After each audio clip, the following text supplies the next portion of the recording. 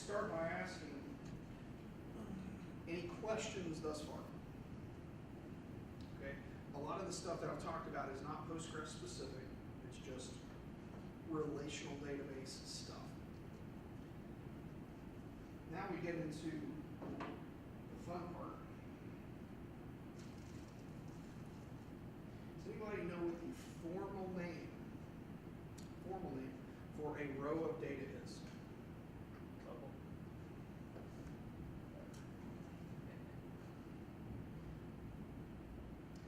Okay.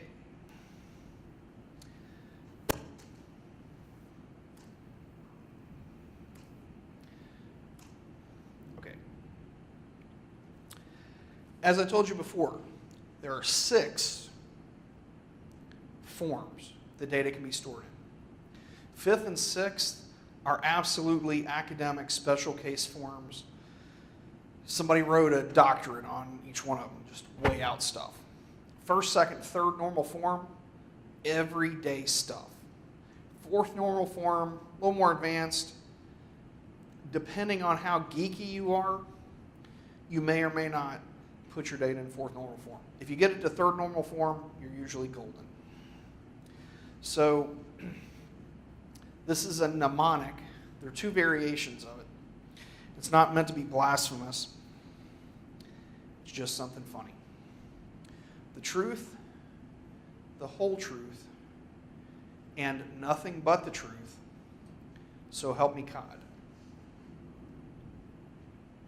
An alternate to that is the key, the entire key, and nothing but the key. So help me God. In essence, the first line logically describes first normal form. The second line describes second normal form. The third line describes third normal form. And the fourth line is just funny. So I need to say this. These are additive. So if you have your data in first normal form, it's in first normal form. If you meet the requirements for second normal form, that means it's first normal form ized plus second normal form ized. So if you get first normal form, then you move to second normal form, then you move to third normal form, it meets the criteria for all of those. And I want to reiterate, there are a couple of rules, but really the way that you create divisions, put data in one pile versus another, there aren't hard and fast rules for that. As long as you create your database design in a logically consistent way, how you create your groupings, it's fine. Okay, normalization. When you've got more data than you can write down on a sheet of paper, you need to be able to accommodate data that grows. Because if you have a data set or a schema that's just good enough, when it gets too big, it's going to get unwieldy, unmanageable, etc. So normalization is basically a logically stepped way to organize the structure to be able to logically hold data in a maintainable and extensible way.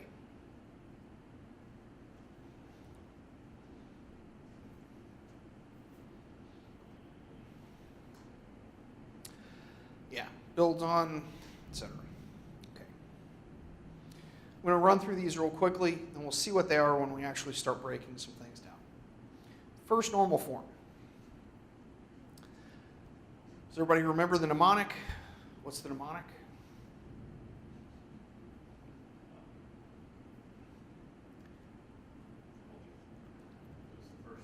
First one. The truth, the whole truth, and nothing but the truth. If you remember that, that's all you need to know to understand normalization. So, first normal form, the first thing You eliminate duplicate columns. It sounds dumb, but when we start talking about data sets, you can see how data points just explode when you get into enterprise level stuff. Create separate tables for each group of related data. Again, we'll see examples of that as we start breaking stuff apart. Each row needs to be identified. Here, a database will let you create things that don't have an explicit primary key. It sort of creates them for you in Postgres, but you should get into a habit. Any table that you make should have an explicit primary key. Because as soon as you think something isn't that important, it's just a little lookup table that you're barely going to use, your entire application is going to pivot around that because of some stupid law that comes out or something. So, primary key. Second normal form, fulfill first normal form. If you have data that is similar and can be extracted, you separate it into different tables. Might be nebulous. Again, an example will clarify this, so we'll get to that shortly. Foreign keys. This is a semantic matter. When things are devolved in third normal form, and understand we're talking about 4 physical passes, 4 logic passes through the data set. You brainstorm the data. You do a separate logical exercise for each of the forms. If you have something that is extraneous, that's just sitting in a table and it doesn't absolutely define what its primary key is, meaning what the heart of the table is about, then it needs to go in a separate table by itself. Okay? Again, still nebulous. I want it to still be nebulous right now. Just going to talk a little bit about denormalization. So it's really an advanced topic. Denormalization is after you have normalized your data and you've got an application, sometimes you have to denormalize data for speed or for human factors. So here's a question.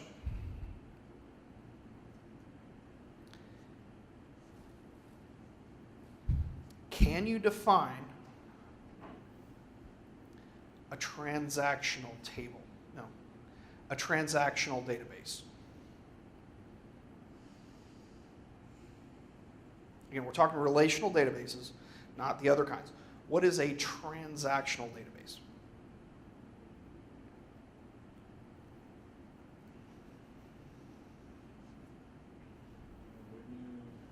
it something that's like connected to an application stack that accepts inserts?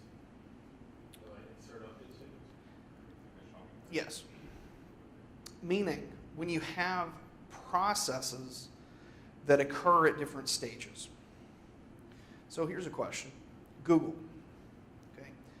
Does Google search transactional tables to return search results to you?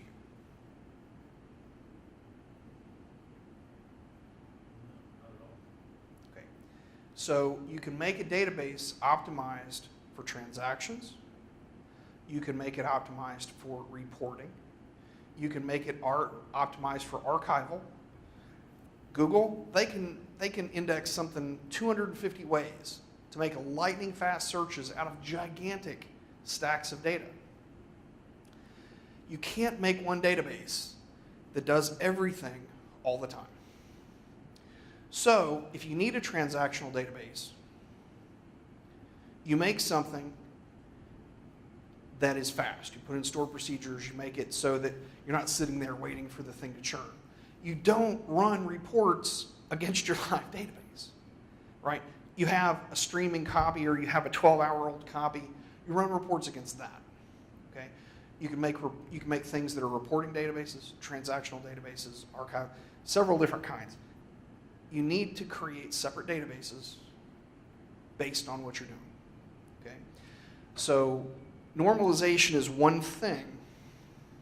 As soon as we step over into something a little more advanced, okay, you don't want 16 indexes on a transactional database. Because as soon as you add something or take something away, it's going to have to reorder all those to get speed. So normalization is one thing. The type of database that you need may require denormalization. Basically, when you start talking data warehousing, that's where denormalization comes in. Okay. So first normal form, second normal form, third normal form. You've got a mnemonic. We're going to go through that in a second. I want to show you Mogwai.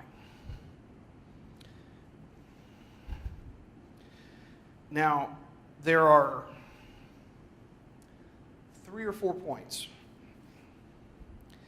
If you understand 2 or 3 of these, you will be ahead of most folks that advertise themselves as DBAs.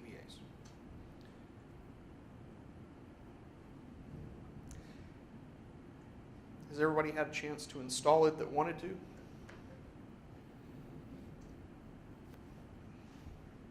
Hello?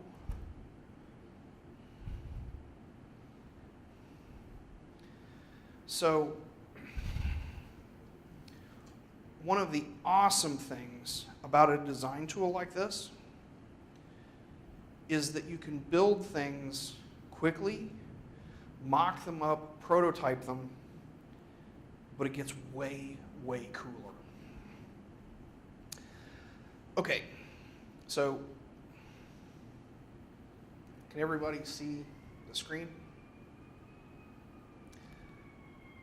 We're going to specify a database connection.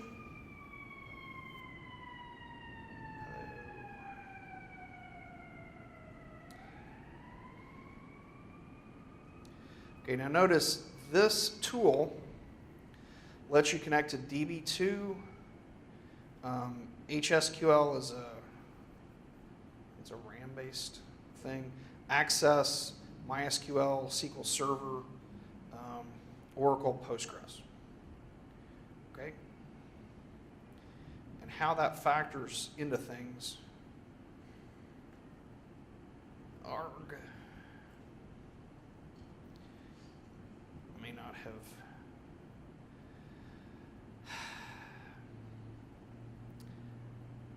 have populated this yet.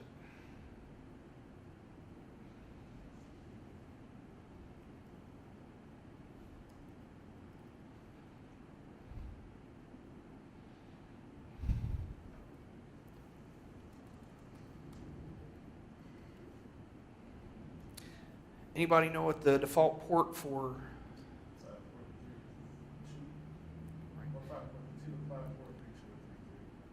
You know, the port that you should never run Postgres on? 5432. I'm doing something horrible here, and it's just horrible.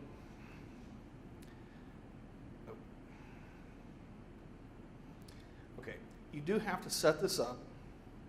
It's a Java-based tool, so it runs on JDBC. We have to plug a jar file into it. I know this seems like it might not be the coolest thing ever, but it will be. Why is it bad to run on 5432?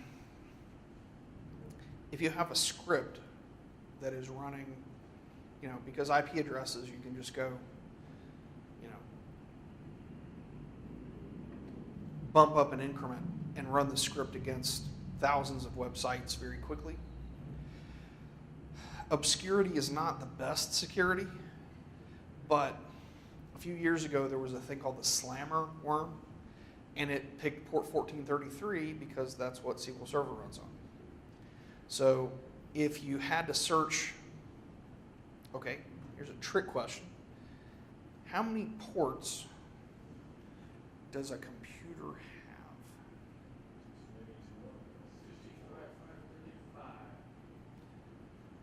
Yes. So, meaning port 80, it's a 16-bit integer. So port 80 is normally HTTP, 53 is normally DNS, 5432 normally Postgres, or the first instance of Postgres. A lot of people would run 5433, second instance, and so on. If you just move that to like 19,000, it's a whole lot harder for people to find. It keeps up script kiddies for a reason. Yes. So let me.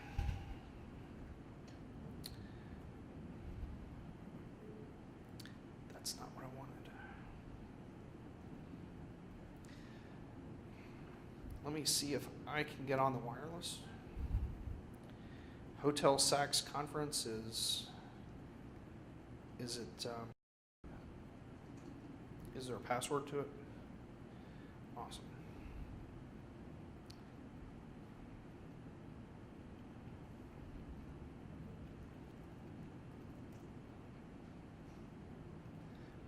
Once you do this, you don't have to do it anymore. Just for reference, you want type 4 JDBC driver if you can get a hold of it. It's a jar file. Jar file is simply a zip file. It's like an old Microsoft cab file.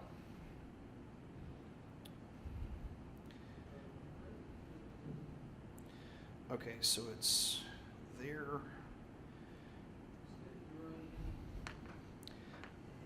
Just Google Postgres JDBC driver. It's jdbc.postgresql.org. So in Mogwai, we're going to define a class path, which is where the jar lives.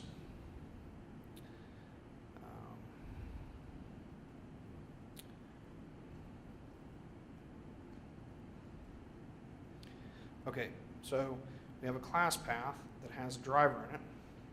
We're now going to test a database connection. We're going to connect to that. I'm sorry? In the downloads. You just point it to wherever it is. It doesn't need to be in it. Well, it shouldn't need to be in any special place.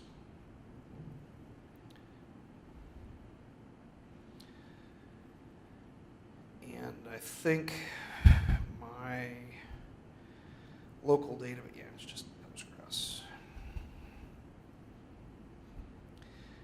And I'm doing something horrible here using the Postgres user. Okay, so I've got the driver.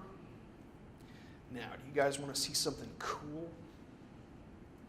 Imagine it's your first day on the job. You're hired as a DBA. They have no documentation. Their old DBA had a heart attack or won the lottery and said, I'm out of here. I'm moving to Miami instead of Chicago. See that button that says reverse engineer?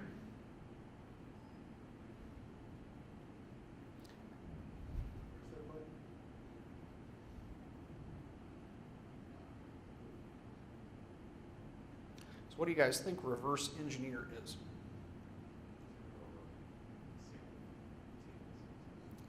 Yep. And it's just in the public thing. Now, this isn't going to have any options for table generation.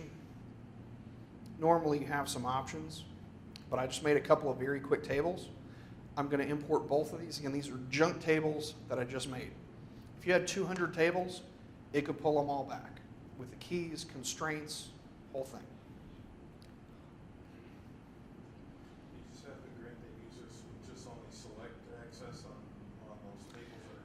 I'm using Postgres root because I'm lazy. But yeah, I mean, for reverse engineering, you would need to use the thing that's got all the rights, which you should never use, but whatever. Now, if this thing had keys, there would be lines. Again, this is just a very simple thing, okay? But understand that you can print this out, right? If you had a giant document, like I'm sure you guys have seen ERDs that have hundreds of tables on them. This can reverse engineer it. Now, I will tell you, if you've got 300 tables and you don't have an i7 or something, this thing can get RAM bound and just get ugly. So save the models pretty often. Okay, but watch this. Anybody ever seen a screen like this? Okay. You notice it's got a data type, it's got a size. If it's nullable, you can put a default value in, et cetera, et cetera, et cetera. But it's got something else. Dang it.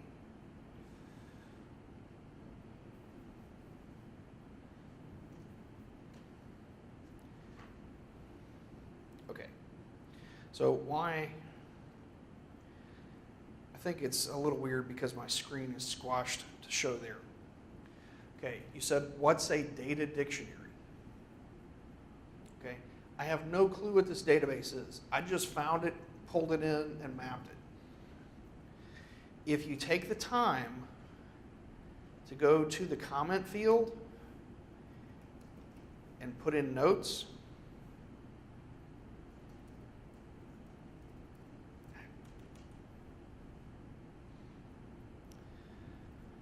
okay?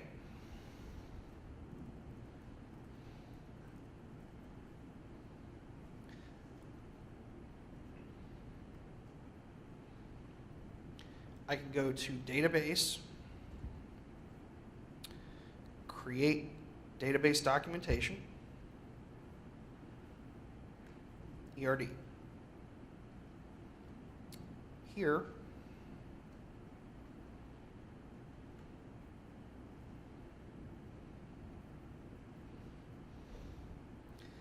this is a shorthand data dictionary. I think you can put like some limited HTML and bullets and stuff in here, but this thing, I don't know why it's not blowing up, but it's got the table name, one table per page, so it's going to kill a lot of trees. If it had foreign keys and constraints, they'd be listed, but it's got the field, the comment. So if, for instance, you had something that was an overloaded value, like let's say you put in years of education, and 16 doesn't mean it's just a number. That means they have a 4-year degree, or if they have an 18, it's a master's degree or something. If there are special numbers, like less than 12 in the US probably means they didn't finish high school or get a GED. You could put those values here, and then everybody that needs to know what the database is. Now, granted, it's going to kill a lot of trees. But this is the most important part of any application's documentation. Regardless of what an architect or developer might say, you have to have the data model, and you have to know what the pieces are. And if you think you can do it by the seat of your pants, you've never tried to decipher crap that, yeah, okay? So again, there was just some random database out there that we now have at least a map for, okay? But watch this, right? I can move this around and juggle stuff and add things, and if I want to add a new table, oh look, I hit this, and I drag it there. Give me the name of a table. Okay, how about person? So now, person, what's the first thing that I need?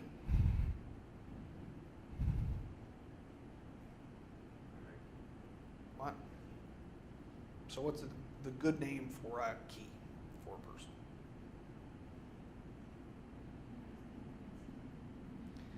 That wouldn't be a good key unless it was a compound. What?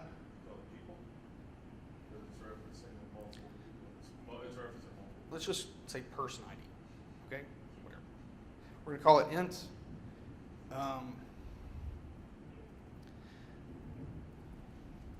Again, you should hopefully put a little more comment in there than this.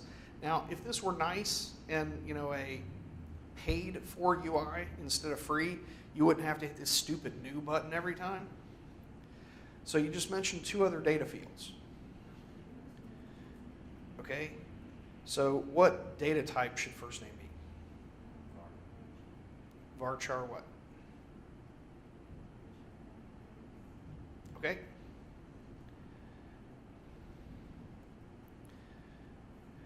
Again, you have to hit the stupid new thing. I'm not even going to worry about putting spaces in there. You get the idea. Varchar 10. Okay. What's another field we might need under person?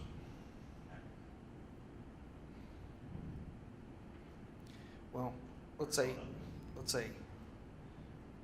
street 1. Yeah, I'm just going to shorthand this to give you an idea. Okay, does everybody see what I'm doing? Okay, when I hit OK, now I have a new table, right?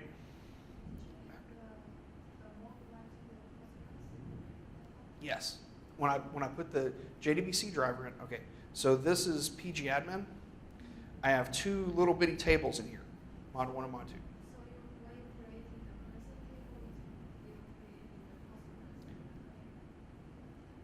No, but wait a second.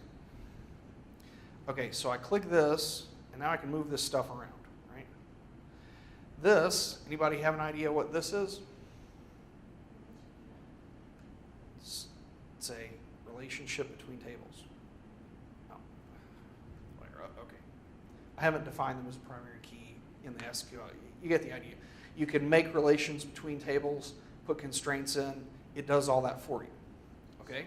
So if you already have like an existing F key, when you pull the tables in, the relationship line will automatically populate it? Yes. Okay, but let's say that you don't have. Just remind me about the break. You guys could take it if you wanted, whatever. Okay, awesome. So let's just pretend that we don't have Postgres sitting on our system because we're not allowed to install it. You're like, dang it, I need to test this. Okay? Here's another sneaky thing. Create DDL. Do you remember what DDL is? Which is the opposite of SQL. Okay, look, I've got a bunch of create table statements, but I could have add and drop and primary key. And you know what's really cool?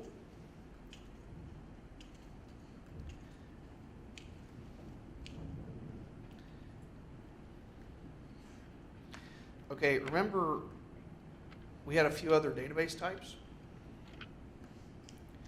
Okay, let's say that for some crazy reason, I wanted to put this in MySQL. Okay? MySQL, I hit OK. I do the create DDL, and my integers and long ints and short ints have been automatically converted to the new thing. I have a script, I can run it there. I could make it in Access, I can make it MySQL. If you have user-defined data types, you can even import them. You need to do, that's a little more advanced than I want to show you, but like if you create your own data types, you can import those, and then it will know how to handle them. So in other words, you can take a model, and if you want to see what it looks like in SQL Server, if you want to see what it looks like in Oracle, it'll convert a varchar to a varchar 2 for you. You know, as long as you don't do anything wacky, you know, it'll make sure that if you have a 32-bit int in one place, it will convert it to something that will hold that in the other place. If you, you know, you can check the model.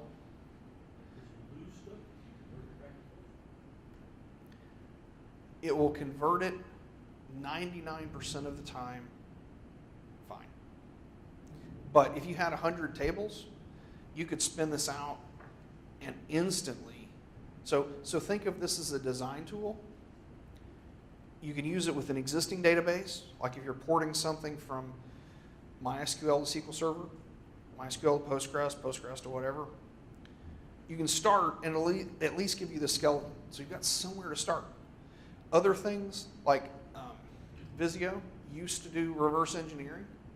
Now you have to have Visio with the Enterprise Architect Visual Studio package, which is effectively like $5 or $6 grand a seat for the combination of those things. This reverse engineers for free. You know, if you want to make a new model, well, you just save this and update it. You can make the scripts to make a new database somewhere else instantly. If you faithfully fill in the comments, you have a data dictionary. This looks like a simple tool. This is not true. It's not as elaborate. Again, you have to do some hokey things, like you've got to hit the new key when you want to add a little thing. But this, you can generate beautiful documentation, add it easily, make changes easily. You know, you need to add a new table, drop something. It gives you a GUI environment.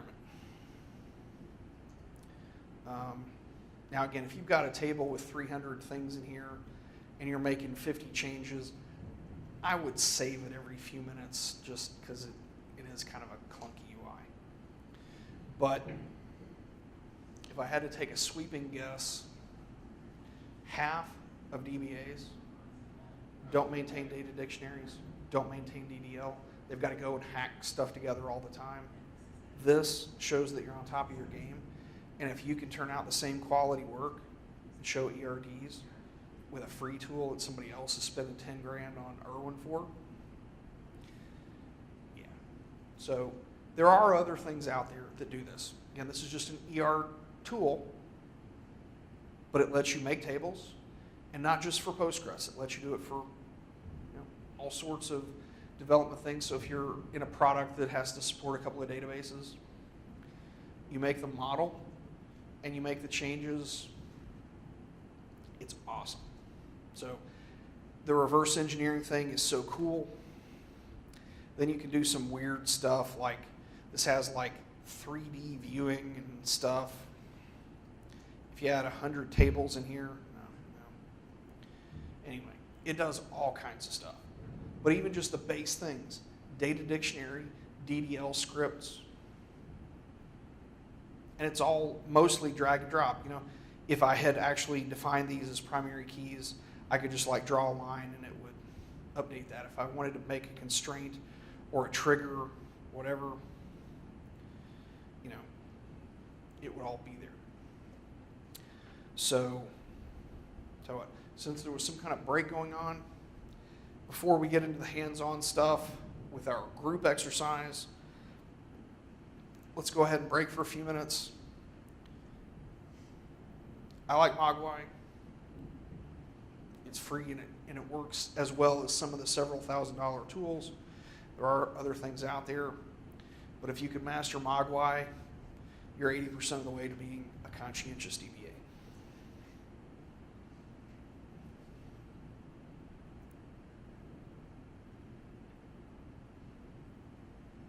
So I don't know, or do you guys want to take a break?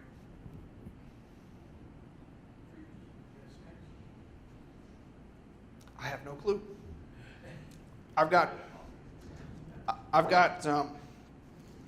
snacks, but if you want to go see what's available, you're more than welcome.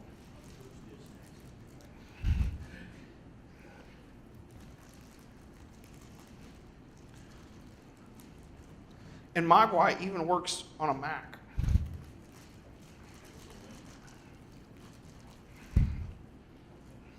Yep. So, I mean, I'm trivializing these things, but I hope you understand that the number of DBAs that just do crap by the seat of their pants, it amazes me.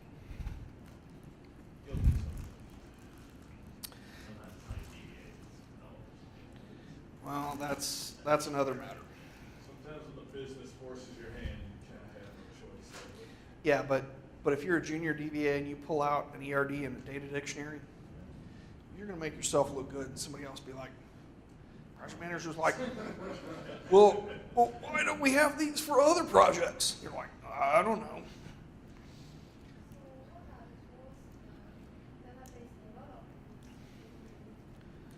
You can use this. I mean, this is just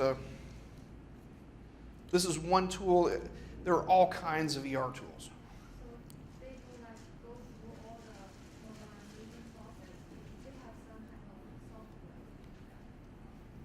It probably does something like this. If you have nothing in place or you don't have a budget, this is great. There are tools that do way better stuff than this, like Irwin or Toad or the Embarcadero stuff, that are great, but they're very expensive.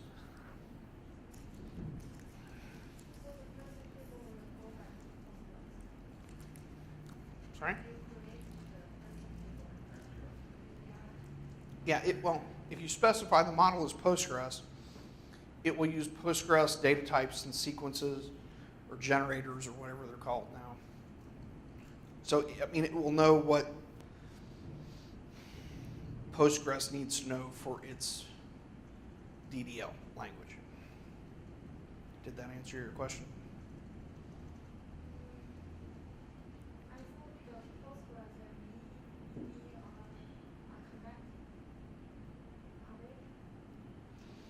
Any relational database uses ERD diagrams.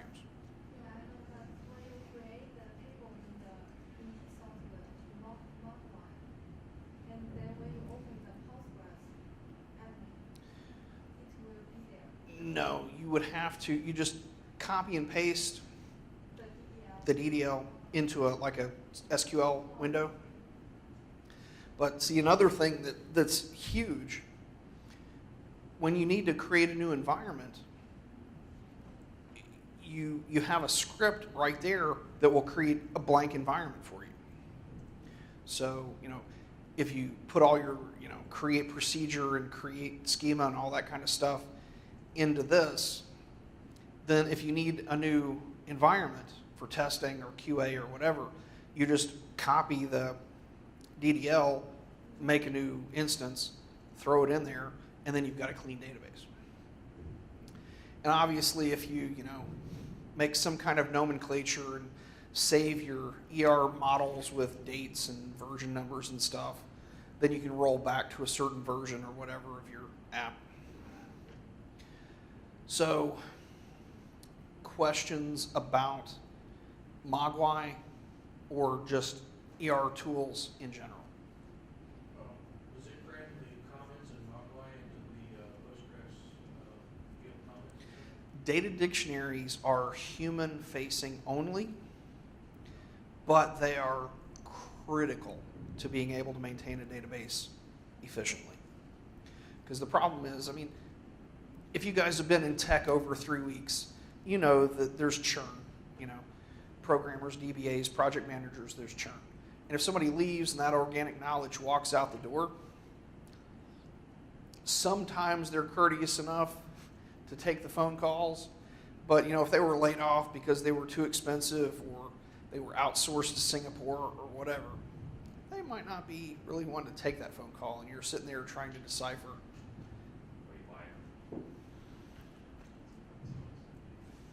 Yes. So, okay. So, now, well, I'll wait till she gets back. Comments, thoughts, consternations? Well, if it doesn't put its comments in the Postgres, it must be part of the tool itself. Yeah, it just stores it. There is a file format for the GUI design that you save, and it goes with that. But if you maintain the design of the database, you become the master DBA, and you're the person they go to when they need to know something.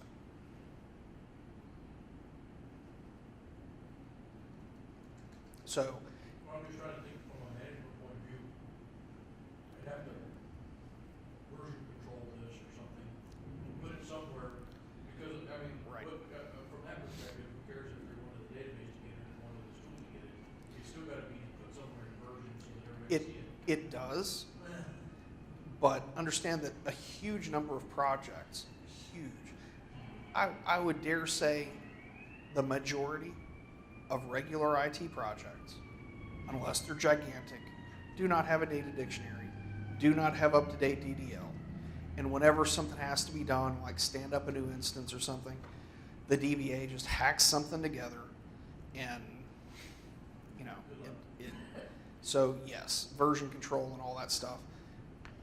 I'm just saying this is a foundation for documentation that is,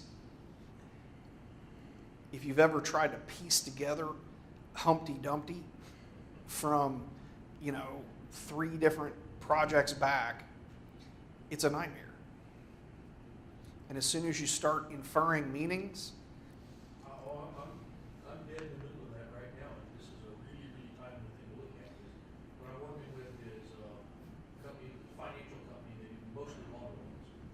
And they get their data, they actually have 3 or 4 different places that they buy data, Gartner Group and yada, yada, yada, and they merge it all into a operational data store.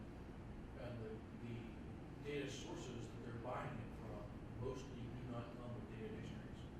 So you can reverse engineer it in a heartbeat. we are reversing ridiculous amounts of data by every trick you can think of, trying to figure out what the heck this data means, and then making a data dictionary. But at the moment, that data dictionary is going into our operational data store and being comments on columns. And so, let me spin something out there. Does everybody know what a TLA is?